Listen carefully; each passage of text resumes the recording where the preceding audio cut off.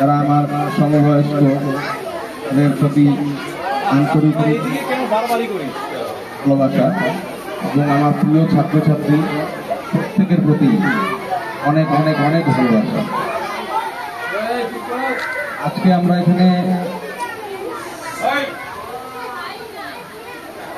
সবাই আছি এই সাতপুকুরিয়া নিম্ন বুনিয়াদী বিদ্যালয়ে। আমি যখন প্রথম চাকরিতে যোগদান করি তখন আমি ইউনিভার্সিটিতে পড়াশোনা করছিলাম। পড়াশোনা অবস্থাতেই আমি চাকরি পেয়ে যাই, আমার প্রথম চাকরি। সেটা আমার অ্যাপয়েন্টমেন্ট হয় দিনহাটা হাই স্কুলে। সেখানে আমি 3 মাস কাজ করার পর 9 মাইল বাদাইটারি উজিরিয়া হাই মাদ্রাসাতে প্রায় 1 বছর 4 মাস ওখানেও কাজ করি। এবং এরপর এই দুটোই একটা বেসরকারি প্রজেক্ট ছিল, কিন্তু শিক্ষকতারই কাজ ছিল। পরে 2003 সালের 1 নভেম্বর জয়গা স্পেশাল ক্যাডার জয়গাতে আমার প্রথম অ্যাপয়েন্টমেন্ট হয়। সেখানে আমি 5 বছর 3 মাস কাজ করি। কাজ করার পর জয়গা এখান থেকে অনেকটা দূরত্ব ছিল, যে কারণে আমি ট্রান্সফারের চেষ্টা করছিলাম। আমার ট্রান্সফার হয়।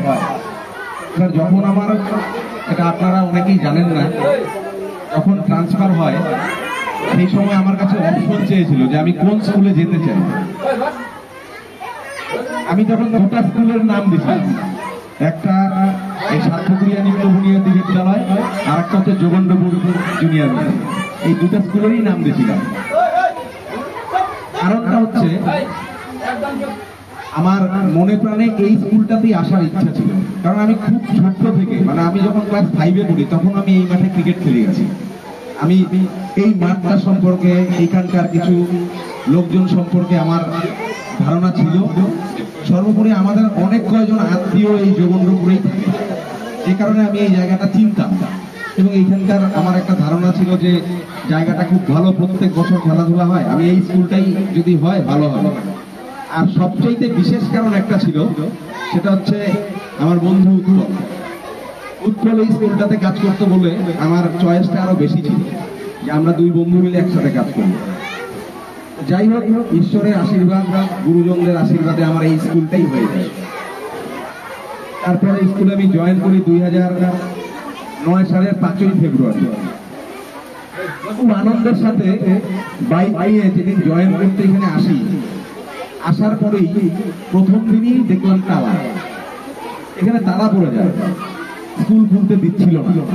আর আমাদের তৎকালীন হেডমাস্টার মশাই কাজল স্যার এখানে দাঁড়ানো, আর আমি এইখানটায় দাঁড়িয়ে দাঁড়িয়ে, একটা অর্জুন গাছ ছিল, আমি ভাবছি আমি কি ঠিক করলাম এই স্কুলটা চয়েস করে।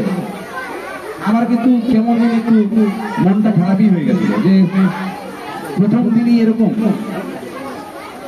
যাই হোক, তারপরে আপনাদের সহযোগিতায় তখন ক্লাবের যারা 2-1 জন ছিল তারা এগিয়ে এসে স্কুলটা খুলে যায় এবং আমি সেদিন জয়েন করি। জয়েন করার পরে এসআই অফিসে যাই। সেখানে গিয়ে আমার পুরোপুরি মনটা খারাপ হয়ে গেছিল। ওইখানে যখন যাই, জয়েনিং রিপোর্ট দিই, জয়েনিং রিপোর্ট দিয়ে আমি যখন বেরোচ্ছি, আমাদের সিনিয়র কিছু মাস্টারমশাই আমাকে জিজ্ঞেস করলো, প্রদীপ কোন স্কুলে জয়েন করলাম?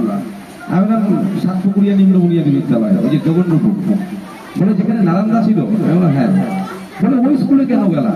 বলে 2 দিন পর ঝামেলা। আমার না সত্যি খুব মন খারাপ হয়ে গেছে জয়েন করার পর, সত্যি কি তাই হয়? যাই হোক, সেই দিন তো জয়েনিং করে অফিসে চলে যাই।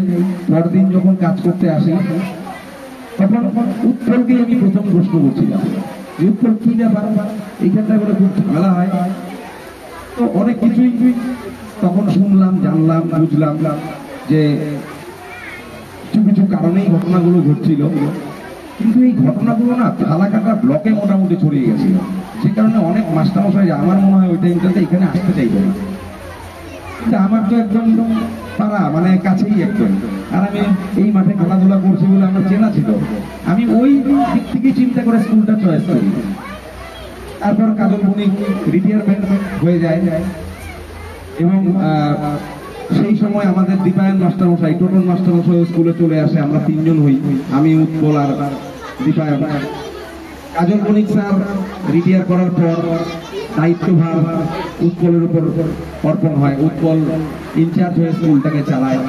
এবং তখন আমরা তিনজন মিলে সিদ্ধান্ত নিই যে এই স্কুলকে আমরা ফালাকাটা ব্লকে এর সুনাম আমরা বৃদ্ধি করব। তার জন্য আমাদের যা যা করতে হয় আমরা করব। আমাদের সংঘর্ষ কিন্তু সেই দিন থেকেই শুরু হয়ে গেছে। আপনাদের সবাইকে ওইভাবে বলি না, কাজের মাধ্যমেই তো প্রকাশ হয় সবকিছু। হয়তো আপনারা কিছুটা উপলব্ধি হয়তো করেছেন, ভবিষ্যতেও করবেন। আমরা কিন্তু দৌড়ে দৌড়ে শুরু করে দিই। প্রথম যেটা আমরা চিন্তা করছিলাম, এটা ছিল অফিস ঘর। এই অফিস ঘরটাকে আমরা এমন একটা অফিস ঘর করবো যাতে যে কোনো মানুষ প্রথম যখন স্কুলে আসে সে তো অফিসেই ঢোকে, অফিসে ঢুকেই যেন মনটা ভরে যায় যে না, একটা প্রাইমারি স্কুলের খুব সুন্দর অফিস দেখলে। কিছু টাকা পয়সা কাজল মনিক স্যার দিয়ে গেছিল, যে কারণে আমরা এই কাজগুলো করে ফেলছিলাম। তখন আমরা চিন্তা করিনি বেস্ট, মানে ভালোর চিন্তা করিনি, খুব ভালো কাজ করবো, খুব ভালো। সেইভাবে চিন্তা শুরু হলো। উজ্জ্বল আমি তখনও ক্লাস অনেক কয়টা, কিন্তু 3 জন টিচার, তার মধ্যে কিন্তু আমরা দৌড়াদৌড়ি শুরু করলাম। এবং সত্যি কথা বলতে গেলে ধারণা কিন্তু আমার যেটা ছিল সেটা কিন্তু আরো গভীর হতে লাগলো। ততদিনে ক্লাবের সবার সাথে আমি মিশে গেছি, সবার সাথে পরিচয় হয়ে গেছে, অনেককে চিনতাম। বিশেষ করে এই পাড়ায় যারা বয়োজ্যেষ্ঠ, আমি নাম না বললে এটা আমার অপরাধ হবে, সেটা হচ্ছে রঞ্জিত সাহা, আমাদের আশু কাকু, পার্থর বাবা, আমাদের প্রিয় কাকু, তারপর কৃষ্ণ দা, আমাদের রঞ্জিত দা, এবং ওইখানে কৃষ্ণমোহন দা, ওরা প্রত্যেকে স্কুলে আসতো। তখন প্রসন্ন দা ছিল, স্কুলে আসতো। আর আমি না, মানে ওনাদের কথাবার্তা এবং ওনাদের যে কোনো একটা মিটিং এ ডাকলে আসতো, তো আলোচনার থেকে আমি এইটুকু বুঝে গেছিলাম যে ওনারা স্কুলটাকে মানে অন্তঃপ্রাণ হিসেবে ভাবে। ওনারা এই স্কুলের উন্নতি, গ্রামের উন্নতির জন্য ওনারা কখনোই কোনো কিছু আমাদের না করে নেবেন। আমরা যদি কোনো সময় বলছি যে কাকু স্কুলের জন্য এই কাজটা করতে চাই, এই খরচা হবে, করো, স্কুলের ভালো মানে আমাদের সবার ভালো, মানে এক কথায় কোনোদিনও কোনো বাধা পাই না আমাদের থেকে। আর এত বয়স্ক প্রত্যেকেই স্কুল এবং গ্রামের উন্নয়নের জন্য যেভাবে ওনারা ডেডিকেটেড, আমি কিন্তু ওইখান থেকে একটা শিক্ষা হয়েছিল না, এরকম বয়স্ক মানুষরাও যদি শিক্ষা বিস্তারের জন্য এতটা এগোতে পারে, তাহলে আমরা তো আমরা অনেক বেশি পারি। এবং তখন কিন্তু আমি উদ্ভব ওনাদের সাথে মিলেমিশেই তখন আমাদের এই জুনিয়র হাই স্কুলের কাজ